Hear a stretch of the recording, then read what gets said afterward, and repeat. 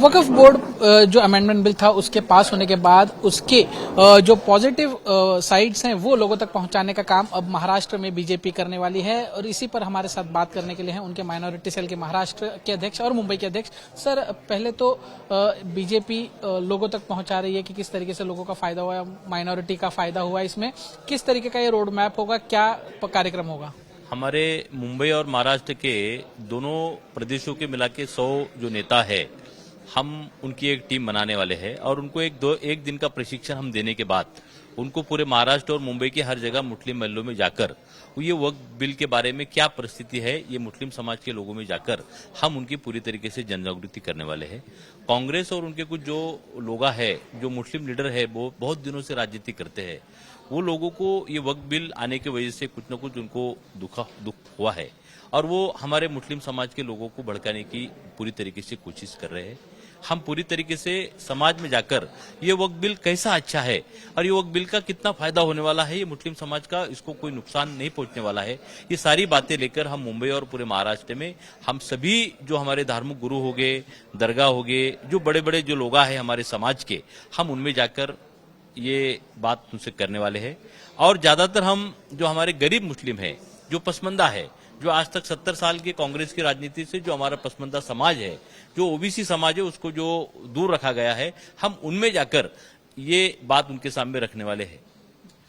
Sir, सौगाते Modi जब रमजान का महीना शुरू था तभी लोगों में ये किया गया था, बांटे गए थे, उसको लेकर भी विरोधकों ने काफी सवाल उठाए थे, काफी टीका टिप्पणी हुई थी।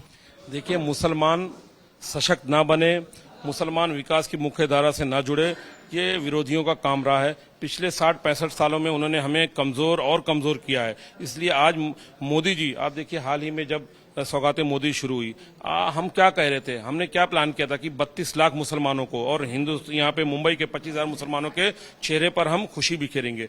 अगर जो किसी को हम राशन किट दे रहे हैं तो उनके पेट में दर्द हुआ, उस पर भी उन्होंने टिप्पणी की। तो हर चीज पर वो लोग अपनी राजनीति करते हैं, लेकिन अब मुसलमान उनकी राजनीति समझ चुका है। आज देखिए कि जो सेकुलरिज्म के नाम पर राजनीति कर रहे हैं वो अपनी वो आखिरी सांसें गिन रहे हैं। अब मुसलमान ऐसे ठेकेदारों को बिल्कुल एंटरटेन नहीं करेगा। आज मुसलमान ये देख चुका है कि मोदी जी हमारे विकास के लिए कितना काम कर रहे हैं। पिछले 11 वर्षों से मुसलमानों को हर तरह की योजनाओं का फायदा मिला। राशन जो मिल रहा है 80 करोड़ राशन, उसमें मुसलमान कितने बड़े पैमाने पे ले रहे हैं।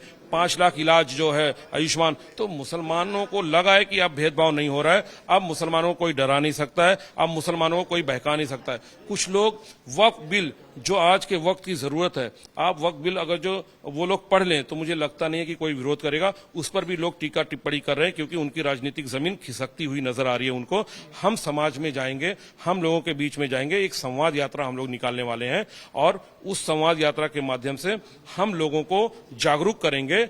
और बहुत बड़ा ऐसा तबका है जो वक्फ बिल का समर्थन कर रहा है, ऐसे लोगों से हम लोग एक धन्यवाद पत्र भी लेंगे। उन्होंने एक तैयारी की है कि धन्यवाद मोदी जी, ये जो वक्फ बिल अमेंडमेंट आया है उसके हिसाब से, तो हम लोगों के बीच में जाएंगे और वो उनका जो संदेश है और जो उनका धन्यवाद पत्र है वो हम मोदी जी तक पहुंचाएंगे और उनको जागरूकता उनके अंदर लेके आएंगे।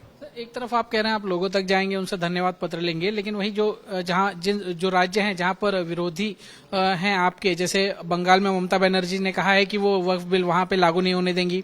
तेजस्वी यादव ने कहा है कि चुनाव के बाद अगर उनकी सरकार आती है तो वो बिल को कचरे के डिब्बे में फेंक देंगे। इसको किस तरीके से देखते हैं? देखिए, उनका काम है मुसलमानों को कमजोर करना, मुसलमानों को बदहाल रखना, ताकि उनकी बादशाहत कायम रहे, उनकी सत्ता कायम रहे। आज 70 साल आजाद हुए देश को 75 साल हो गए। सबसे ज्यादा बदहाल, सबसे ज्यादा मजबूर, सबसे ज्यादा गरीब मुसलमान पश्चिम बंगाल का है, क्योंकि उन्होंने पिछले अगर जो 2014 से अब तक देखेंगे एक भी योजनाएं केंद्र की वहां पर लागू नहीं होने दी। 5-5 लाख का इलाज फ्री हो रहा है, बड़े पैमाने पे अन्य राज्यों के मुसलमान उसका फायदा ले रहे हैं, गरीबों का इलाज हो रहा है, राशन मिल रहा है, लेकिन उन्होंने अपने यहां आने नहीं दिया। अब उनको पता है कि वक्फ बिल जो है इससे मुसलमान विकास की मुख्य धारा से जुड़ जाएगा और इससे मुसलमानों के अंदर मोदी जी के प्रति जो भाव है वो और अच्छा हो जाएगा। इसलिए वो नहीं चाहते कि मुसलमान विकास की मुख्य धारा से जुड़े। लेकिन यहाँ के मुसलमानों को मैं मुबारकबाद देता हूं कि लोगों ने वक्फ अमेंडमेंट बिल के नाम पर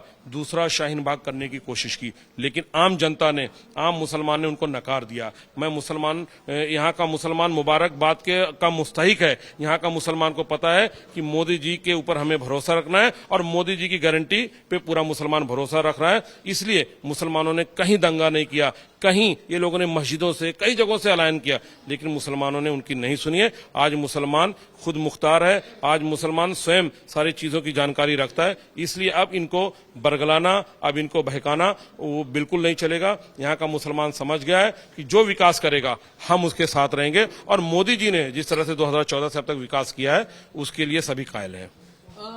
एमआईएम के लीडर हैं इम्तियाज जलील जी, उन्होंने कहा है कि जिस तरीके से वक्फ पर किसी और धर्म के लोगों को बिठाया जा रहा है, क्या मुस्लिमों को भी जो शिरडी संस्थान है, जो अन्य संस्थान है, उस पर जगह दी जाए, उस पर बिठाया जाए, उनकी ऐसी मांग है। देखिए, अगर जो कुछ एम्प्लॉयज नॉन मुस्लिम जो हमारे बहुसंख्यक भाई हो जाएंगे तो इसमें कौन सी बुराई है। ठीक है, उनको वो जो अपना मांग रहे हैं उनका अधिकार है, वो मांगे, लेकिन इस देश को के मुसलमानों की तरक्की के लिए क्या मुसलमान होना जरूरी है? इस देश में 80% आबादी नॉन मुस्लिम बहुसंख्यक है। क्या उन्होंने मुसलमानों को कमजोर किया? क्या जब यहाँ का बहुसंख्यक मजबूत हुआ तो क्या यहाँ का अल्पसंख्यक मजबूत नहीं हुआ? जब अच्छी सड़कें बनती हैं तो उस पर हर समुदाय के लोग पहुंच जाते हैं, हर समुदाय के लोग पहुंचते हैं। तो कुछ लोगों का ये काम है, मुझे लगता है ये सब चीजों में आप उनकी मांग का समर्थन करते हैं? बिल्कुल। देखिए, वक्त की जरूरत के हिसाब से अभी हम वक्त पे बात करेंगे। वक्त संशोधन बिल आज के वक्त की जरूरत थी। हजारों करोड़ की हमारी प्रॉपर्टियां चंद लोगों ने लूट खसोट करके अपनी जेबें भरी, अपने बच्चों को अच्छा भविष्य दिया, लेकिन हमारे बच्चों के अच्छे भविष्य के बारे में नहीं सोचा। इसलिए मुझे लगता है जो ये महत्वपूर्ण बिल आया, हम इसके बारे में बात करेंगे, इसकी खुशी मनाएंगे। और आज पूरे देश में एक ईद का माहौल है और आम मुसलमान बहुत खुश है। जो इससे जो प्रताड़ित है, आप कभी उसके मन से पूछिए। हजारों करोड़ की प्रॉपर्टी लेकर उन्होंने कहीं ना कहीं पिछली सरकारों से एक समन्वय बनाकर उसको लूटा और आम गरीब मुसलमानों को उसका कोई फायदा नहीं होने दिया।